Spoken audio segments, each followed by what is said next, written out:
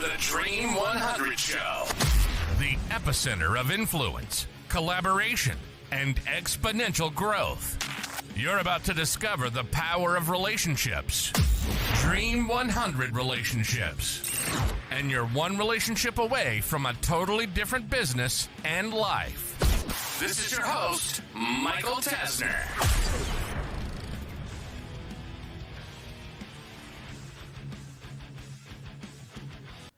So we're talking about all of the things that AI is going to replace, augment, complement, eliminate. But there's one area at your small business that is going to stand the test of time regardless of everything that happens with AI. And we're going to talk today about brand. We're going to talk about this brand element of how do you leverage your brand power? How do you make sure that you have some brand equity so that as things get crazier and crazier, in either a good or bad way with AI, you will be able to put yourself in a completely different zone. So when we look back the last couple of weeks, we've been talking about how AI can do all this research, produce content, write new processes. There are AI agents that can talk to each other. So if you know and can kind of see what's happening, is that there is going to be so much noise. It's going to be unlike anything that we can ever even imagine. So there used to be this whole marketing rule of 7 or 11 that a customer / prospect, I guess technically a prospect before they become a customer, had to see your name, your brand to be in a buying readiness state. And way back when it was like 7. So maybe they would walk by your store, hear you on the radio, see it in a magazine or a newspaper, maybe hear it again, and then they would take some action. And then it went to 11, and quite frankly, at this stage of the game, I've seen numbers as high as 50, even 100. And the challenge is that regardless of what type of business you're in, every one of us, myself heavily included, is being disrupted. People are launching websites in 5 minutes with tools like Lovable. Literally, maybe 5 minutes is a stretch. Let's say an hour. 5, 7-page websites from concept to live. Done. So if you're in certain industries that your website is massively important, which it's massively important for most, think about what that could potentially do on the e-commerce side. If you rely on different influencers, well, what happens with the rise of all these influencers? If you were pushing heavily on radio ads, well, what is going to happen when people no longer need that and they're all going over here? All of this stuff is getting done faster and faster and faster and faster. It's only going to continue. So you've got this element that is either going to work in your favor or work against you, and that is your brand. So I'm going to give it to you kind of in no particular order, but if we think about brand, why is this something that is going to be so important from an AI standpoint? In the very near future, you're not going to know if you're interacting with a human, if this influencer that you're following on Instagram is an AI influencer or an actual influencer that's a real human. You don't know if you're talking to a chat bot, an AI bot, or a live person, reading content that was AI generated or all human generated. There's all these different things that you're not going to know. Now, a slight aside is that if you're not aware of things like the blockchain, that's something that you can go on a rabbit hole with. And I believe the blockchain stuff is going to become a lot more important because you can log certain things on there and people can validate and see in black and white. But if you have a brand, AI is never going to be able to replace that. There might be a whole bunch of other brands and companies that spin off because people now, they can build these websites again in 60 minutes and, hey, I want to get into the service industry and I thought that might be cool. They throw up a website. Now you think you've got another 50 competitors. and they're all kind of going after the same market share. How do you stand out in a crowded market? It's your brand. So if I look at, again, in no particular order, some of the brand elements, we'll start with the easiest, the most basic, and that is your name. The name of your company, your name if you're the brand. I have talked a lot in previous episodes around trademark protection of your brand name and then any subsequent brands. For example, the Dream 100 is trademarked. Literally about an hour ago, I just sent another cease and desist letter.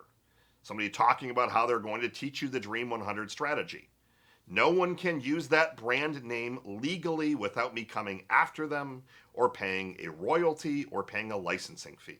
That brand is protected.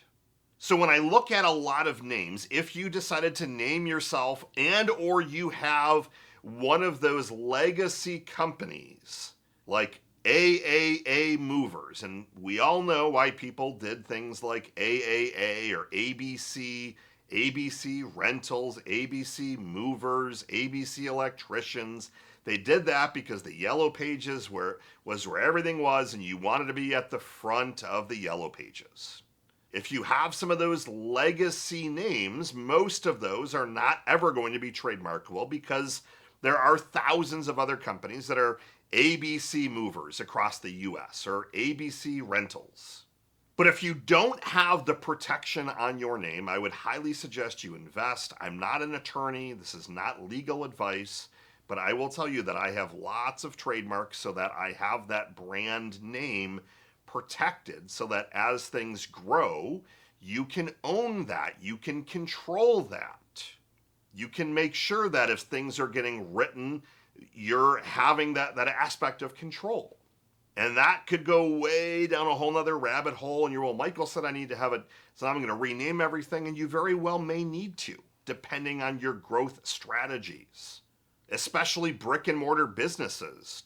If you're going to continue to have a physical retail presence and open up these new locations and invest tens of thousands of dollars in signs, I would never put up a sign to a business that I don't own the trademark on and or have applied, and an attorney or even two attorneys have said a percentage of accuracy that we're going to get it. Like, I'm 95% confident that you can have that name. Because unfortunately, it takes about a year to a year and a half to actually have the trademark. I'm not saying go close your doors for the next year and a half, but at least start that process. So your name, something that you own, you control, that will never be able to be disrupted by AI. Your competitors can't take your name. You own that name.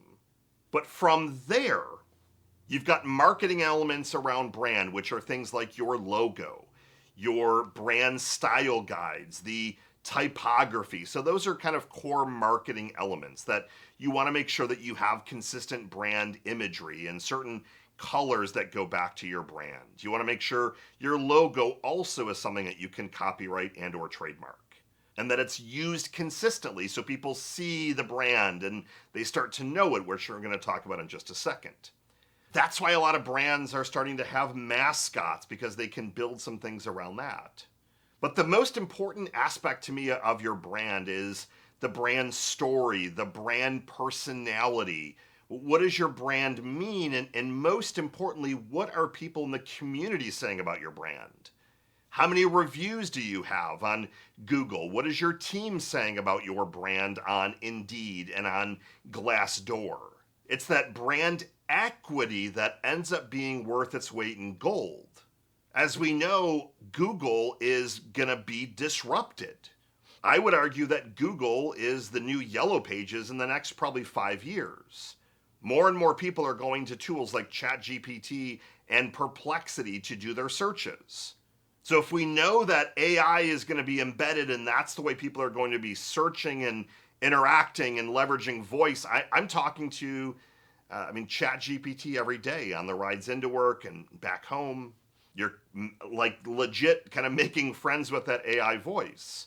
So if that's where I'm going to get my information and, hey, tell me some of the best restaurants in the area that I haven't tried, or if I'm looking at a new dance studio, if I'm looking for a landscaper, It's recommending people based on reviews, based on brand equity, based on businesses that it's seeing mentioned all over the place, not these fly-by-night companies that are slapping up a website with Lovable in an hour. It's putting you in a different league because you have that brand equity. You're in the community. So you need to be in your communities, whether that's in person, whether that's over the internet, building the community aspect. Constantly pushing for reviews and testimonials.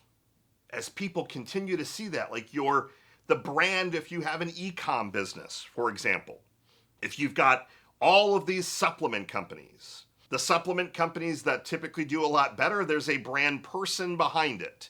I just watched that crazy story about the Liver King and the whole controversy and all that insanity. I had no idea that guy was selling hundreds of millions of dollars of liver supplements. They built a brand around it. He's the brand. Now, have they taken a big hit? 100%. But if you were to launch a liver supplement and not have that brand and the videos and the communities, like that stuff can't be replicated and taken away by AI. Can you leverage AI influencers? 100%. But he's got that brand. You can't take the Liver King's brand from him. So what I'm looking for you to do is to do a bit of a brand audit. Starting all the way back at the basics of looking at your name. Is that trademarked already? Can it be trademarked? If the answer is no, is it something that you know you can continue to use and never get into trouble? Is it already trademarked by somebody else? That's a whole different story. But I'm really big on this whole naming thing. That's one of the downsides of a lot of service companies is that they name themselves the city name and whatever they do. So as you all know, I live in Buffalo. So maybe Buffalo Garage Door, Buffalo Moving, Buffalo Electrician. And while that's fine, if they wanted to go wider, if they wanted to have more locations, they wanted to go to another state, you're never going to be able to do that with that as your name. Whereas another guy, Tommy Mello, of A1 Garage Door, I would be shocked to find that he didn't own the trademark, and they're now, I don't even know, 500 locations that they've now continued to roll out off of that brand equity, and they put up billboards, and there's a lot of ways that you can supplement and build up that brand equity from a digital standpoint. We're often running ads that are simply branding ads on a regular basis. Putting up billboards, radio, TV, things like that does put you out there, but it's also getting, if you're, again, physically, you're getting out into the community at different events and you've got your brand there and you're interacting with people. If you're a digital business, you're interacting with people. That's why I'm so big on the community aspect. I want you interacting with your customers. I want you getting those reviews and hearing what they think about your business. What are they going to say? That is your brand aspect. That is your brand elements. Make sure you've got your brand audit in place so you go through and you're checking the boxes. My name, great. Do we have a solid logo? Is that copywritten? Do we have our brand story? Do we have our core values? Auditing our reviews, our website. How many people are searching for our brand by name versus what we do? You can see that in Google Search Console, and that starts to also tell you, do you have a lot of brand equity? If you start to see a lot of searches for your exact brand name, I love to see that. Rather than landscaper near me, they're searching for your exact name, your exact company. That tells me that you already have some brand equity and you can continue to build on that. But if you look at, again, where things are going with AI and mass duplication of websites and marketing assets and blog content, your customers are going to continue to be fragmented with so many messages. People have to see your message over and over and over and over again. Who do you think is going to stand out? It's the companies that have a brand, something that they can relate to, a story that they relate to, a person, a mascot, a company that they're, I trust that company, rather than the million fly-by-night companies that are just spinning stuff off for the sake of trying to do it. So while, yes, AI is going to replace and augment and supplement all these different things, your brand is that core competitive advantage. Go out there, step one, do your brand audit. Step two, start to put other elements in place, going through those motions, kind of checking the boxes. Check, check, check, check. Get it done. Michael Tasner signing off. Good morning, good afternoon, and good night. I'll see you next week.